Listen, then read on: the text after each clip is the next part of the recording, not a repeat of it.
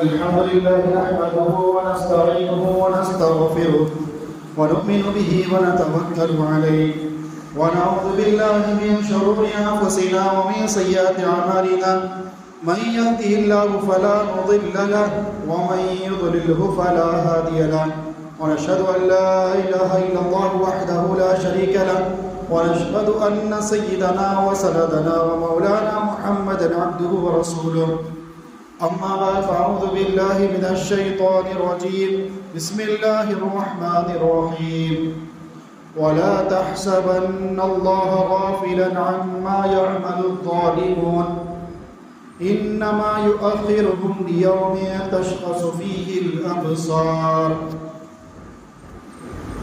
صدق الله العظيم وقال النبي صلى الله عليه وسلم الظلم ظلمات يوم القيامة وقال النبي صلى الله عليه وسلم اتقوا دعوة المظلوم أو كما قال عليه الصلاة والسلام. بزرگان محترم، عزیز دوستو، ساتھیو، سبھی احباب کا ایک مرتبہ درود پاک پڑھ لیجیے. اللہم صلی علی سیدنا محمد وعلی آل سیدنا و نبینا مولانا محمد وبارک وسلم. بزرگان محترم، عزیز دوستو، ساتھیو، معاشرے کی صلاح اور فلاح اور معاشرے کی کامیابی اس وقت تک مکمل نہیں ہو سکتی جب تک کہ معاشرے کے اندر سب کو برابر کا حصہ نہ دیا جائے، سب کے ساتھ ایک جیسا معاملہ معاشرے کے اندر نہیں کیا جاتا تب تک معاشرہ نامکمل ادھورا رہتا ہے. جس ملک کے اندر انسان رہتا ہے اس ملک کے اندر اگر یکسانیت ہو، ہر ایک کو انسانیت کی نظر سے دیکھا جا رہا ہو، ہندو، مسلم، سکھ، عیسائی مذہب کے نام سے نہ دیکھا جا رہا ہو تو وہ معاشرہ کامیاب ہوتا ہے. جب ایک نظر سے دیکھا جائے گا تو ظاہر سی بات ہے کہ ہر ایک کو حقوق بھی برابر ملیں گے، ہر ایک کے ساتھ بھی انصاف کیا جائے گا. لیکن جب یکسانیت نہیں ہوتی ہے کسی ملک کے اندر مذہب کو لے کر کے اور ایک کے اوپر فوقیت دی جاتی ہے، کسی کو بڑا بنایا جاتا ہے، کسی کو چھوٹا بنایا جاتا، تو ایسی صورت میں وہ معاشرہ نامکمل ہی رہتا ہے. اور اللہ رب العزت قرآن مجید کی جو آیت میں نے آپ کے سامنے تلاوت کی، اس آیت کے اندر اللہ رب العزت فرما رہے ہیں وَلَا تَحْسَبَنَّ اللَّهَ غَافِلًا عَمَّا يَعْمَلُ الظَّالِمُونَ. اللہ کو ان ظالموں کے عمل سے بے خبر خیال مت کرو. اللہ کو یعنی جو ظالم لوگ جو ظلم کر رہے ہیں، ناانصافی کر رہے ہیں، تو ہم یہ خیال نہ کریں، ہم یہ نہ سوچیں کہ یہ سب ظالم ظلم کر رہے ہیں اور اللہ بے خبر ہے. نہیں، اللہ کو ہر چیز کی خبر ہے. انما یؤخرهم لیوم تشخص فیہ الابصار. یقیناً اللہ ان کو اس دن تک مہلت دے رہے ہیں جس دن آنکھیں پھٹی کی پھٹی رہ جائے گی. یعنی قیامت کے دن تک اللہ ان کو کیا کر رہے ہیں، یا موت تک کیا کر رہے ہیں، اللہ مہلت دے رہے ہیں.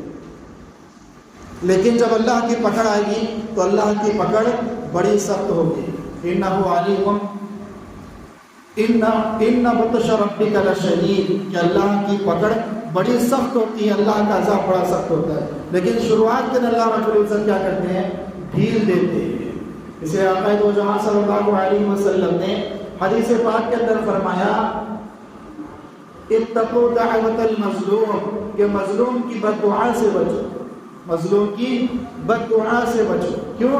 اس لیے کہ مظلوم جس کے اوپر ظلم کیا جاتا ہے اس کے اور اللہ کے درمیان کوئی پردہ نہیں ہوتا، وہ ڈائریکٹ اس کی بد دعا اللہ تک پہنچ جاتی ہے. جس طرح دعا کے بارے میں کہا گیا کہ اگر انسان دعا مانگ رہا ہے، اپنے لیے مانگ رہا ہے، اپنے والدین کے لیے مانگ رہا ہے، اپنے رشتہ داروں کے لیے مانگ رہا ہے، پوری واڑی والوں کے لیے مانگ رہا ہے، پورے کرناٹک والوں کے لیے مانگ رہا ہے، پورے عالم کے لیے مانگ رہا ہے، اس کی دعا اس وقت تک قبول نہیں ہوگی جب تک کہ وہ درود پاک نہ پڑھے۔ فرمایا کہ جب درود پاک جو نہیں پڑھ کر دعا مانگتا ہے تو اس کی دعا لٹکتی ہے، بیچ میں عرش تک نہیں پہنچتی، لیکن جو دعا درود کے ساتھ مانگی جاتی ہے وہ دعا جو ہے عرش تک جا پہنچتی ہے۔ لیکن مظلوم کی جو بد دعا ہے اس کا کوئی کنیکشن نہیں ہے، یہ کریں گے تو یہ ہوگا، بد دعا سے پوچھیں نہیں۔ آقا دو جہاں صلی اللہ علیہ وسلم نے فرمایا اگر مظلوم کافر بھی ہوگا تب بھی اس کی بد دعا جو ہے عرش تک پہنچ جاتی ہے۔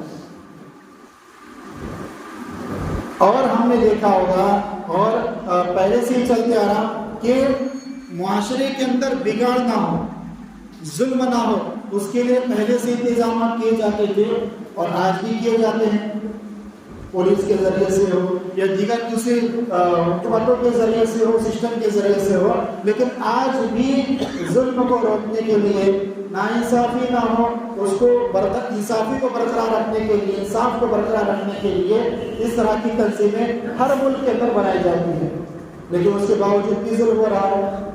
تو ظلم کی 3 قسمیں علماء کرام نے بیان فرمائی ہے۔ ایک ظلم ہوتا ہے اللہ کے ساتھ، ایک ظلم ہوتا ہے انسان کا خود اپنی ذات کے ساتھ، اور ایک ظلم ہوتا ہے لوگوں کے ساتھ۔ اب اللہ کے ساتھ کیسے ظلم ہو سکتا؟ اللہ تو بے نیاز ہے، ساری کائنات کو اس نے پیدا کیا، تو اللہ کے ساتھ ظلم یہ ہے کہ اللہ کی ذات کے ساتھ کسی کو ذات اور صفات میں شریک مانا جائے۔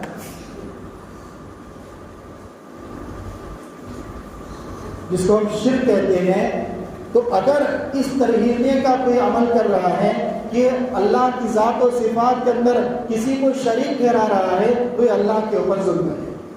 اللہ نے ہمیں پیدا کیا، اسی نے ہمیں پیدا کیا، وہی ہمیں روزی دے رہا ہے، وہی ہمیں کپڑے پہنا رہا ہے، وہی عزت سے سلا رہا ہے، وہی عزت کے ساتھ صبح اٹھا رہا ہے، اور اسی پر ظلم کیا جائے، اس کو چھوڑ کر دوسرے کو پوجا جائے، اس کو چھوڑ کر کے دوسرے کے سامنے جو اپنی پیشانی کو رکھا جائے تو یہ اللہ کے ساتھ ظلم ہے۔ ایک حدیث پاک کے اندر آقا دو جہاں صلی اللہ علیہ وسلم نے فرمایا کہ اگر ایمان والا ہو کر بھی اگر ظلم کرے گا تو وہ جنت میں داخل نہیں ہوگا۔ صحابہ کرام کو فکر ہو گئی، اللہ کے رسول صلی اللہ علیہ وسلم ہم سب ایمان والے ہیں، لیکن ایسے نہیں ہو سکتا کہ اگر ہم ایمان والے ہیں تو ہم کوئی ظلم کا کام نہ کریں، کسی کے ساتھ ظلم زیادتی نہ ہو جائے، ایسے نہیں ہو سکتا۔ انسان ہے، فطری عادت ہے، کسی کو غصہ کر دیے، کسی کو گالی دے دیے، کسی کی غیبت کر دی، کسی کے سامنے جھوٹ بول دیے، کسی کو تکلیف پہنچا دی، کسی کو برے نام سے پکار دیے، یہ سارے کے سارے ظلم ہیں، سامنے والے کو تکلیف ہوگی اس سے۔ تو آقا دو جہاں صلی اللہ علیہ وسلم نے فرمایا تمہارے اللہ کے جنت میں نہ پہنچنے سے وہ ظلم مراد ہے ان الشرک لظلم عظیم، جو حضرت لقمان علیہ السلام نے اپنے بیٹوں کو وصیت فرمائی تھی، نصیحت فرمائی تھی، کہا اور فرمایا تھا کہ شرک نہیں کرنا، ان الشرک لظلم عظیم، کہ شرک کرنا بڑا ہی عظیم، بڑا ہی جو ہے عظیم ظلم ہے۔ اور شرک کے بارے میں اللہ رب العزت نے قرآن مجید کے اندر فرمایا ان اللہ لا یغفر ان یشرک بہ ویغفر ما دون ذلک لمن یشاء۔ اللہ رب العزت فرماتے ہیں کہ میں جس گناہ کو چاہوں گا معاف کر دوں گا۔ اگر کسی نے نماز قضا کی ہے، اللہ چاہے تو مغفرت اپنی رحمت سے معاف کر دیں گے۔ کسی نے روزے چھوڑے ہیں، اللہ چاہے تو معاف کریں گے۔ کسی نے جو ہے حج فرض ہونے کے بعد حج نہیں کیا، اللہ چاہیں گے تو معاف کریں گے۔ اور کسی نے زکوٰۃ ہونے کے بعد زکوٰۃ نہیں دی ہے، اللہ چاہیں گے تو معاف کریں گے۔ جتنے حقوق اللہ ہے، اللہ کے حقوق ہے، اس کے اندر اگر کوتاہی ہوگی اللہ چاہیں گے معاف کریں گے۔ ٹھیک ہے، اللہ کے حقوق ہے، حقوق العباد الگ ہوتے ہیں، بندوں کے حقوق الگ ہوتے ہیں، لیکن حقوق اللہ جو اللہ کے حقوق ہے، نماز، روزہ ہے، زکوٰۃ ہے، حج ہے، ذکر ہے، تسبیح ہے، قرآن ہے، یہ اللہ کے حقوق ہیں۔ یہ ہم پڑھیں گے، یہ اللہ کا حق ادا ہوا۔ بندوں کے حقوق کیا ہے؟ ہر ایک حق والے کو اس کا حق دینا، اس کو صحیح نام سے پکارنا۔ وہ بیمار ہو جائے، پڑوسی بیمار ہو گیا، اس کی عیادت کے لیے جانا، پڑوس میں انتقال ہو گیا، اس کی تعزیت کے لیے جانا، پریشان ہے اس کی پریشانی کو دور کرنا، اس کے گھر میں کھانا نہیں پکا ہے، محتاجی چل رہی ہے، رقم اور پیسوں کے ذریعے سے اس کی مدد کرنا۔ یہ سارے کام کیا ہے؟ یہ حقوق العباد ہے۔ حقوق اللہ کے اندر اللہ چاہیں گے تو معاف کریں گے، حقوق العباد کے اندر اللہ معاف نہیں کریں گے۔ وہ بندوں کا حق ہے، اللہ کہیں گے تو نے بندوں کو تکلیف پہنچائی ہے، مجھ سے کیوں معافی مانگتا ہے؟ جس کو تکلیف دی ہے اس سے معافی مانگ۔ بندوں کے پیسے تو کھایا ہوا ہے، جس بندے کے تو نے پیسے کھائے اس کو پیسے واپس لوٹا دے، مجھ سے معافی مانگے گا، یہ معافی میرے پاس نہیں ہے۔ جس سے پیسے تو نے لیے ہیں اس کے پاس جا کر تجھے معافی مانگنا۔ لیکن حقوق اللہ کے اندر اللہ چاہے تو معاف کریں گے، سوائے ایک گناہ کے اللہ سارے گناہ چاہے تو معاف کر سکتے ہیں، وہ بے نیاز ہے۔ فرمایا کون سا؟ فرمایا شرک۔ اللہ نے صاف قرآن کے اندر اعلان کر دیا، ان اللہ لا یغفر ان یشرک بہ ویغفر ما دون ذلک لمن یشاء، کہ میں شرک کے علاوہ جتنے گناہ چاہوں گا چھوٹے بڑے سب معاف کر دوں گا، میرے اختیار میں ہے۔ اللہ کہہ رہے ہیں میرے اختیار میں ہے، لیکن شرک کو چھوڑ کر کے، یہ گناہ کو چھوڑ کر کے جتنے بھی گناہ ہیں بڑے چھوٹے سب کو معاف کر سکتے ہیں اللہ، اس کو معاف نہیں کرے۔ ظاہر سی بات ہے، جس نے ہمیں پیدا کیا ہے اس کو چھوڑ کر انسان اگر کسی دوسرے کو پکار رہا ہے، دوسرے کے سامنے اپنی پیشانی کو، مقدس پیشانی کو رکھ رہا ہے، تو اللہ ایسے گناہ کو ہرگز معاف نہیں کر سکتے۔ ایک دنیا کی ماں ہے، اگر ماں اپنے بچے کو کسی کام کے لیے بھیج دے، سودا لانے بھیج دے، مارکیٹ بھیج دے کہ بیٹے یہ سامان لے کر آ، اور وہ بچہ اپنی ماں کی بات کو نہ سنے، پڑوسن والی عورت کے کام کو سن رہا ہے، خود اپنی ذاتی ماں کو، اپنی حقیقی ماں کی بات کو نہیں سن رہا ہے، اس ماں کے دل کو ٹھیس پہنچے گی نہیں پہنچے گی؟ ظاہر سی بات ہے پہنچے گی۔ اور اللہ 70 ماؤں سے زیادہ محبت کرنے والے، بس اسی محبت کا نتیجہ ہے کہ اللہ ہماری فوراً پکڑ نہیں کر رہا۔ بنی اسرائیل کے اندر کوئی ذرا سی غلطی کر لیتا، کہا یہ کام نہیں کرنا ہے، وہ کام کر لیے فوراً پکڑ ہو جاتی۔ کہا ہفتے کے دن مچھلی کا شکار نہیں کرنا، بنی اسرائیل کے اندر تھا مچھلی کا شکار ہفتے کو نہیں کرنا، انہوں نے کیا، اللہ نے فوراً بندر اور خنزیر بنا دی۔ تو یہ سارے کام کیا ہے؟ یہ اللہ کے اوپر ظلم ہے کہ اللہ کو چھوڑ کر دوسرے کو پکارا جائے، اللہ کو چھوڑ کر دوسرے کو پوجا جائے، اللہ کی ذات اور صفات میں کسی کو شریک مانا جائے، یہ اللہ کی ذات میں سراسر ظلم ہے۔ اس کا جواب اللہ کے ہاں دینا ہوگا۔ دوسرا ظلم انسان خود اپنے اوپر کرتا ہے۔ اب اپنے اوپر ظلم کیسے کرتا؟ وہ اس طریقے سے نمازوں کے اندر سستی کر رہا ہے، نمازیں قضا ہو رہی ہیں، روزے چھوڑ رہا ہے، زکوٰۃ فرض ہے، واجب ہے، زکوٰۃ ادا نہیں کر رہا، حج فرض ہو چکا ہے، حج نہیں کر رہا ہے، اور جتنے بھی اللہ کے احکامات ہیں اگر وہ ادا نہیں کر رہا ہے تو ایسی صورت میں وہ اپنے جان پر کیا کر رہا ہے؟ ظلم کر رہا ہے۔ کیوں؟ نماز چھوڑے گا اس کے بدلے میں اس کی جسم کو سزا دی جائے گی، حج فرض ہونے کے بعد حج نہیں کرے گا اس کے جسم کو سزا دی جائے گی، زکوٰۃ فرض ہونے کے باوجود زکوٰۃ نہیں دے رہا ہے اس کے جسم کو سزا دی جائے گی۔ یہ سارے انسان اپنے ذات پر ظلم کر رہا ہے، ظاہر میں نہیں دکھ رہا، ظاہر میں تو سب جو ہے ٹوپی لگا کر وائٹ لباس پہن کر ہم بیٹھ گئے، لیکن ہم میں سے کتنے لوگ 5 وقت کی نماز کی پابندی کر رہے ہیں، کتنے نہیں کر رہے، اللہ بہتر جانتا ہے، اللہ بہتر جانتا ہے۔ اگر کوئی نہیں کر رہا ہے تو اپنی جان پر ظلم کر رہا ہے۔ اللہ رب العزت قرآن مجید کے اندر فرماتے ہیں کہ مجھے خواہش نہیں ہے تمہیں تکلیف پہنچانے کی، مجھے شوق نہیں ہے تمہیں عذاب میں ڈالنے کا۔ اللہ رب العزت فرما رہے ہیں میں تو چاہتا ہوں کہ تمہیں جنت میں داخل کرو، جنت العالیٰ کے اندر داخل کرو، لیکن تم ہو گے جہنم میں جانے کے کام کر رہے ہیں۔ اس لیے آقا جو جہاں صلی اللہ علیہ وسلم صحابہ کرام سے فرمایا کرتے تھے کہ لوگوں سے فرمایا کرتے تھے اس وقت کے کہ تم لوگوں کو کیا ہو گیا ہے کہ میں تمہاری پیٹھوں کو پکڑ پکڑ کر کے کھینچ رہا ہوں، جہنم کے گڑھے میں گرنے سے بچا رہا ہوں، اور تم ہو کے جہنم کے گڑھے میں گرتے چلے جا رہے ہو، گرتے چلے جا رہے ہو۔ تو دوسرا ظلم انسان کا اپنی ذات پر ہے کہ اگر وہ اللہ کے حقوق کو ادا نہیں کر رہا ہے، نماز روزے کی پابندی نہیں کر رہا ہے، گناہوں سے نہیں بچ رہا ہے، تو یہ اپنے آپ پر ظلم ہے۔ اس کی سزا اس کے جسم کو قبر کے اندر سے اس کا عذاب شروع ہو جائے گا۔ اس نے فرمایا آقا دو جہاں نے کہ انسان جنتی ہوگا یا جہنمی ہوگا۔ جنتی ہوگا، جنتی معاملہ قبر کے اندر سے ہی شروع ہو جائے گا، جہنمی ہوگا، جہنم کا معاملہ قبر کے اندر سے ہی شروع ہو جائے گا۔ کیوں؟ اس لیے کہ جنت کا دروازہ، جہنم کا دروازہ ابھی لاک ہے، بند ہے۔ اللہ قیامت کے روز کھولیں گے اس کو، ابھی نہیں کھولے گا وہ، لیکن معاملات ابھی سے شروع ہو جائیں گے۔ آپ ایگزام میں پاس ہوں گے یا نہیں ہوں گے، آپ کا دل بتائے گا کہ آپ نے کتنی محنت کی ہے۔ جب بچہ ایگزام لینے کے لیے ایگزام ہال میں پہنچتا ہے، پہنچنے سے پہلے اس کو اپنے اوپر کانفیڈنس ہوتا ہے، بھروسہ ہوتا ہے کہ میں اتنی محنت کیا ہوں، رات بھر بیٹھ کر پڑھائی کیا ہوں اور پورے سال محنت کیا ہوں، میں فیل ہو ہی نہیں سکتا۔ سارا خاکہ اس کے ذہن میں ہوگا، ساری پڑھائی جو اس نے کی اس کے ذہن میں ہوگی، تو اس کو اپنے اوپر کانفیڈنس ہوتا ہے، بھروسہ ہوتا ہے کہ میں پاس ہو سکتا ہوں۔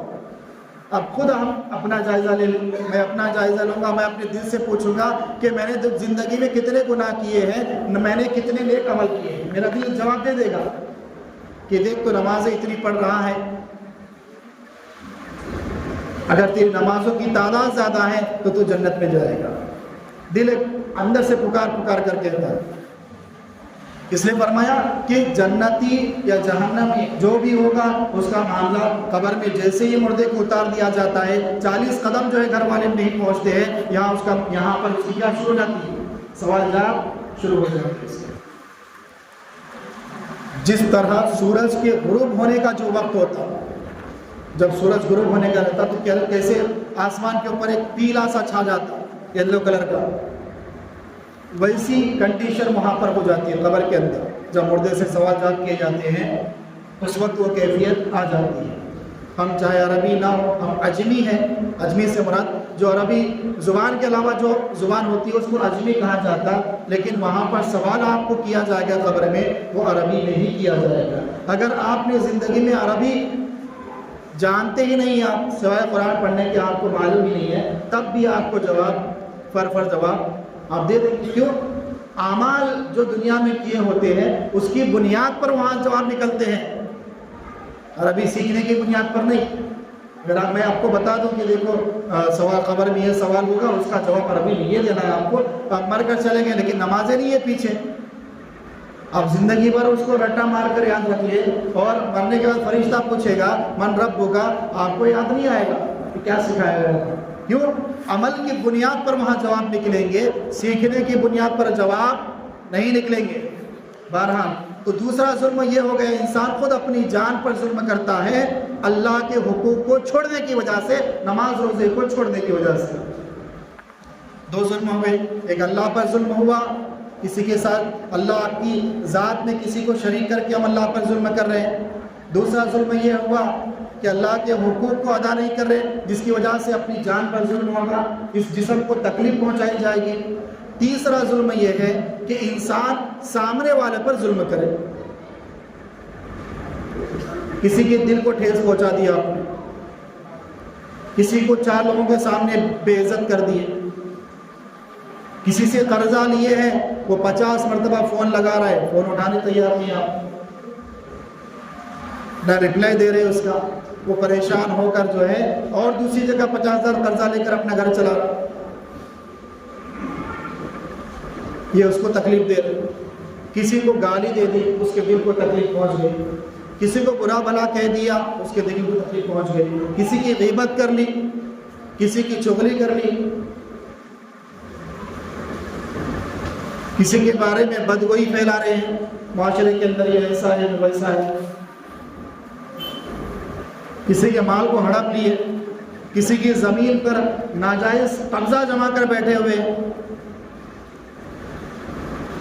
کسی کی زمین کو اپنی زمین بتا کر کے نقلی اور جعلی جو ہے پیپر تیار کر لیے، ہو رہا نہیں سارا معاشرے کے اندر ساری چیزیں چل رہی ہے، کوئی نئی بات تو نہیں ہے، یہ سارے کام ہو رہے ہیں۔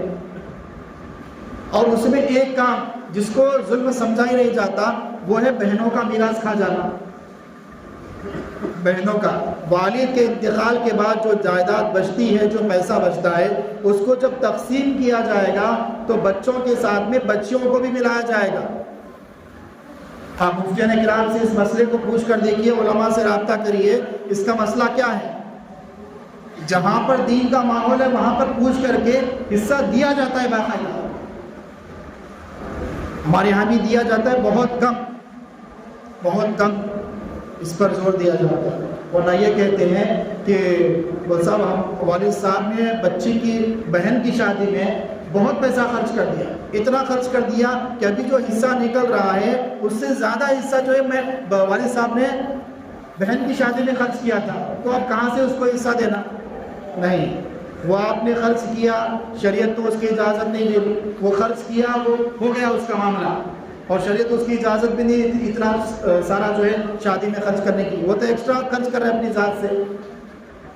شریعت جو حکم دے رہے کہ والد کے انتقال کے بعد میراث تقسیم ہوگی. بیٹا ہے ایک حصہ ملے گا، بیٹے کو 2 حصے ملیں گے اور بیٹی کو 1 حصہ دیا جائے گا.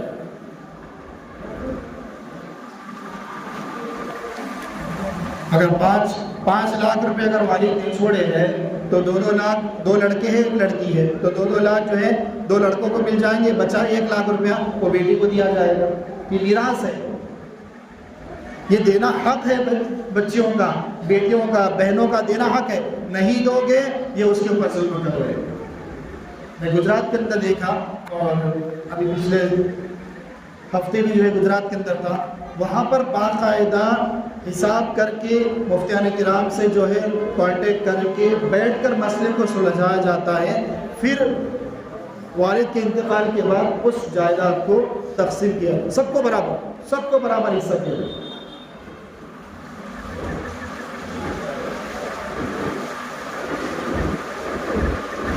ہمارے ریلیشن والے ایک انتقال کر گئے، تو والد کا انتقال ہو گیا، زمین جائیداد تھی، بچوں کو برابر حساب کر کے 1 روپیہ ادھر نہیں 1 روپیہ ادھر نہیں، سب کو برابر کر کے 4 بچوں کو تقسیم کر دیا. یہ معاملے چلتے، جہاں پر دوسری چیزوں میں انسان پیسہ نہیں لگاتا، غلط کاموں میں پیسہ نہیں لگاتا، فضول کاموں میں پیسہ نہیں لگاتا، تو پھر یہ پیسہ جب بچتا ہے تو پھر انسان کیا کرتا ہے؟ شریعت کے مطابق جو ہے فیصلہ کر کے پیسوں کو وارثین میں تقسیم کر دیتا ہے. بہرحال تو یہ سارے ظلم ہیں لوگوں کے اوپر، اور ایسے ظلم اللہ، ایسے ظالم کے اللہ کبھی معافیت نہیں کرتے، اللہ کبھی معاف نہیں کرتے اس کو. آپ نے دیکھا ہوگا کئی ظالم گزرے ہیں، فرعون، حامان، قارون، شداد، کیسے بڑے بڑے ظالم گزرے، لیکن اللہ ان کو ڈھیل دیے، اللہ ڈھیل دیتے چلے گئے، لیکن جب ڈھیل حد سے زیادہ بڑھ گیا پھر اللہ نے رسی کو کھینچا، ایسے کھینچا کہ ذلیل اور رسوا کر کے رکھ دیا. فرعون کو کون نہیں جانتا؟ فرعون کہتا تھا انا ربکم الاعلی، کہ میں سب سے بڑا رب ہوں. بچوں کو مار دیتا، بچوں کو قتل کروا دیتا، عورتوں کے اوپر ظلم کرتا. ظلم چلتا گیا، بڑھتا گیا. اب اللہ نے کہا اب اس کا ظلم ختم ہو چکا ہے. اللہ نے جو ہے دریا نیل کے اندر اس کو غرق کیا، اور اس کی لاش کو جو اٹھا کر پھینک دیا باہر دریا نے، اور ایسے مرا ہے. اللہ رب العزت فرماتے ہیں ننجیک ببدنک لمن خلفک آیا، کہ میں اس کے بدن کو زندہ رکھوں گا آگے آنے والے قیامت تک کے لوگوں کے لیے، تاکہ لوگ اس کے جسم کو دیکھ کر عبرت حاصل کریں. آج بھی مصر کے میوزیم کے اندر اور وہاں پر اس کی لاش کو رکھا گیا ہے، مسالے لگا کر جو ہے اس کی لاش کو سیف رکھا جا رہا ہے. ہمیں نظر آ رہا ہے کہ یہ سویا ہوا ہے یا لیٹا ہوا ہے، لیکن حقیقت میں اللہ اس کے جسم میں آگ داخل کر رہے ہیں. اس کا جسم 2400 گھنٹے جل رہا ہے، 2400 گھنٹے جل رہا ہے. اللہ بتا رہے ہیں، ظاہری آیتیں ہمارے سامنے اللہ کھول کر بتا رہے ہیں، پھر بھی ہماری بات ذہن میں نہیں بیٹھی. قارون کا کیا خزانے سمیت اللہ نے اس کو دبا دیا. نمرود بادشاہ جو کہتا تھا انا ربکم الاعلی، جس نے ابراہیم علیہ السلام پر بھی ظلم کیا، لیکن اللہ نے اس کو ایسے پکڑا ہے معمولی مچھر کے ذریعے سے جس مچھر کو ہم ایسے ہاتھ لگا کے مار دیتے، وہ مچھر اس کے ذہن میں گھس گیا اور وہ مچھر اتنا اس کو کاٹتا تھا، اتنا تکلیف اس کو دیتا تھا کہ وہ اپنے سر کے اوپر پتھر مرواتا، جوتے مرواتا، جب جا کے اس کو سکون ملتا، ایسے تڑپ تڑپ کر مرا۔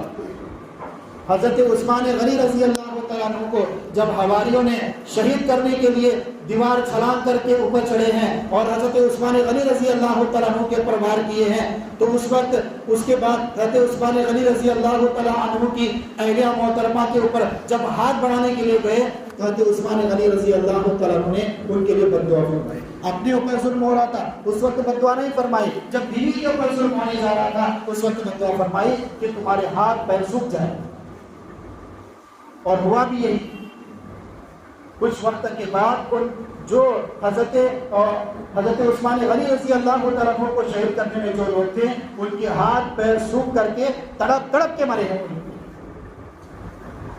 اور جب اس میں سے ایک شخص وہ تھا جس نے کہا تھا کہ عثمان کے شہید ہونے کے بعد میں اس کے چہرے کو تھپڑ ماروں گا، لوگوں نے کہا کہ یہ تو غلط کر رہا ہے، وہ شہید ہو چکے ہیں، لیکن اس نے لوگوں کو جو ہے ہٹا کر کے حضرت عثمان غنی رضی اللہ تعالیٰ عنہ کے پاس گیا اور اس کو اور حضرت عثمان غنی رضی اللہ تعالیٰ عنہ کو تھپڑ مارا، شہید ہو چکے ہیں۔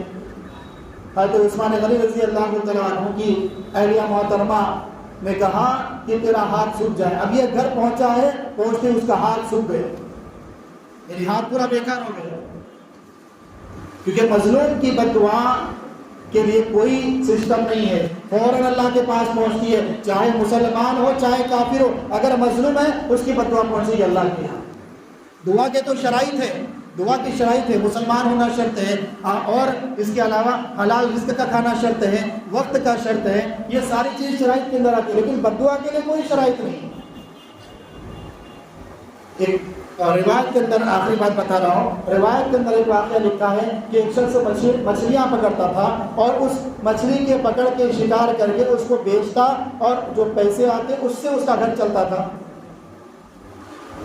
ایک مرتبہ ایک بڑی مچھلی اس کے ہاتھ لگی، ایک شخص وہاں سے گزر رہا تھا، اس نے کہا کہ یہ مچھلی مجھے دے دو، اس نے دے دی۔ جب پیسے مانگے تو کہنے لگا کہ تو جانتا نہیں میں کون ہوں، تو جانتا نہیں مجھے میں کون ہوں۔ کہا کہ میں تو نہیں جانتا، مجھے میرے پیسے دے دو۔ کہا کہ نہیں تجھے پیسے نہیں دوں۔ وہ مچھلی لے کر چلے گا، گھر پہنچا ہے اور مچھلی کو پکڑنے کے لیے جب اس نے کاٹنے کے لیے جب اس کو ذبح کیا، اس کو کاٹا ہے تو اس کا کانٹا اس کے ہاتھ میں چبھ گیا، انگلی میں مچھلی کا کانٹا۔ اب وہ انگلی جو ہے انگلی کے اندر زہر پھیل گیا۔ وہاں اس وقت کے جو طبیب ہوتے تھے، طبیب حکیموں کو بتایا تو حکیموں نے کہا کہ انگلی کاٹنی پڑے گی۔ اس کی انگلی کاٹی گئی، لیکن اس کے باوجود اس کا زہر نہیں کم ہوا، زہر بڑھتا گیا۔ پھر حکیموں نے کہا کہ اب تمہارا ہاتھ کلائی تک کاٹنا پڑے گا۔ کلائی تک کاٹا گیا، اور اس وقت جو کاٹا جاتا تھا وہ آج کے دور کے حساب سے نہیں، بغیر بے ہوش کیے، بغیر کوئی دوائی دیے فوراً کاٹ دیتے، اوپر سے جو ہے مسالہ تو لگانا ہوتا لگا دیتے۔ ہمارے یہاں تو انجیکشن وغیرہ مار کے شدھ کر کے جو ہے آپریشن کیے جاتے ہیں، اس وقت ویسا سسٹم نہیں تھا، ڈائریکٹ کاٹ دیتے، جو ڈائریکٹ کاٹ دیا اس کو، اس کے باوجود اس کا زخم اور اس کا زہر نہیں کم ہوا تو کونی تک آ گیا۔ تو کہا حکیموں نے کہ کونی تک کاٹنا پڑے گا، کونی تک کاٹ دیے، پھر بھی کم نہیں ہوا، اوپر تک آ گیا، تو پھر اوپر سے پورا ہاتھ اس کا کاٹ دیے، اور یہ اس کے ہاتھ سے جو ہے خون بہ رہا تھا اور یہ چلا رہا تھا اور ہائے ہائے کرتے ہوئے پھر رہا تھا۔ ایک اللہ والے نے پوچھا کہ بھائی کیا معاملہ ہے، تمہارا ہاتھ کیسے کٹ گیا؟ تو کہا کہ میرا ہاتھ پہلے میرے ہاتھ کی انگلی میں زہر چڑھ گیا تھا، اس کے بعد جو ہے کلائی تک آیا، کونی تک آیا، اس کے بعد میرا پورا ہاتھ کاٹ دیا گیا ہے۔ تو انہوں نے پوچھا اس کے کاٹنے کی وجہ کیا تھی؟ تو اس نے کہا کہ ایک مچھوارے سے میں نے مچھلی زبردستی جو ہے قبضہ کر لی تھی، ہڑپ لی تھی، اور اس کا کانٹا مجھے چبھ گیا تھا۔ تو اس اللہ والے نے کہا کہ اس مچھوارے کو ڈھونڈ پہلے اور پہلی فرصت میں اس سے معافی مانگ، اور جب وہ معاف کر دے گا تیرا زخم یہیں تک کم ہو جائے گا، ورنہ ایک ایک پارٹ تیرے کاٹنے کو نہیں، ایک ایک کچھ تیرا جسم کا کاٹنا پڑے گا۔ تو پھر ڈھونڈتا ہوا گیا اور اس مچھوارے سے ملا، جا کر اس سے منت سماجت کی، معافی مانگی، گڑ گڑایا،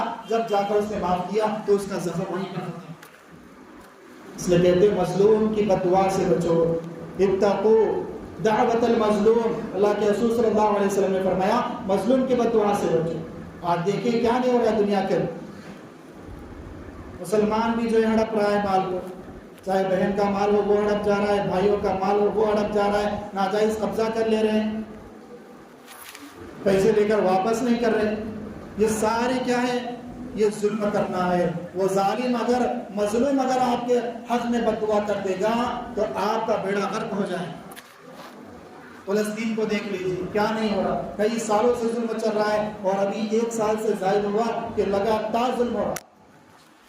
लाखों की तादाद में जो है शहीद हो चुके हैं, लेकिन अल्लाह हर चीज देख रहे हैं। लेकिन जालिम को अल्लाह कभी माफ नहीं करेंगे। लेकिन पकड़ आएगी, जब पकड़ आएगी तब हम सब बैठ कर देखेंगे कि अल्लाह कैसे इन लोगों को पकड़ते हैं, जलील और रुसवा करके रख देंगे। बड़े बड़े बादशाह ये तो कुछ भी नहीं है, जो कहते थे मैं पूरी दुनिया पर हुकूमत करता हूँ, मैं सबका रब हूँ, मैं रब्बुल आलमीन का भी रब हूँ, वो कहते थे। लेकिन अल्लाह ने ऐसे जालिमों को भी जो है जमीन बोझ कर दिया, पत्थरों के अंदर धंसा दिया, पानी में गर्क कर दिया, और आज उनकी लाशों को जो है अल्लाह इबरत का निशान बनाकर बता रहे हैं कि देखो मैं ऐसी सजा देता हूँ। अल्लाह के रसूल सल्लल्लाहु अलैहि वसल्लम जो है दाढ़ी के बाद सफेद हो गए। साहबा ने पूछा, अल्लाह के रसूल आपके दाढ़ी के बाद सफेद क्यों हो गए? तो अल्लाह के रसूल सल्लल्लाहु अलैहि वसल्लम ने फरमाया कि सूरह हूद की आयतों ने मुझे बूढ़ा कर दिया। सूरह हूद के अंदर अल्लाह रब्बुल इज़्ज़त ने तमाम पैगंबरों के वाक़यात को जिक्र किया है और उनकी उम्मतों के हालात को जिक्र किया है कि किस तरह उनकी उम्मत उनको तकलीफ देती थी और तकलीफ देने की वजह से उस उम्मत के ऊपर कैसा अज़ाब अल्लाह का है। आग की बारिश बरसाई गई, पूरी बस्ती को आसमान पर उठा दिए और पलटा दिया, ज़मीन में पटक दिया। ये सारे वाक़यात अल्लाह बता रहे हैं खोल खोल करके, लेकिन अभी हमें समझ में नहीं आ रहा है। तो मेरे भाइयों, जिसका हक हमें देना है उसका हक अदा करें। किसी से पैसे लिए हुए हैं, सबके पैसे वापस करें। किसी को तकलीफ पहुंचाई है उससे माफ़ी मांगे। ये हुकूकुल इबाद है।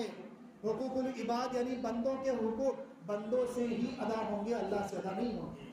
अल्लाह से आप रात भर गिड़गिड़ाए कि अल्लाह मैं उसके पैसे कहा था माफ़ कर दे, नहीं माफ़ करेंगे। क्यों? जिससे पैसे लिया तो उसको वापस कर, उससे माफ़ी मांग, उससे क्या माफ़ी मांगता है? अल्लाह ये कहे। हाँ, अगर नमाजें छूटी है, रोज़े छूटे आपके, ज़कात नहीं अदा किया, अल्लाह से माफ़ी मांग लो, अल्लाह ज़रूर माफ़ करेगा। बात समझ आ रही है? अल्लाह अमल की तौफीक अता फरमाए और सबके हुकूक अदा करने की हम सबको अल्लाह तौफीक अता फरमाए। आमीन व आखिर दावाना।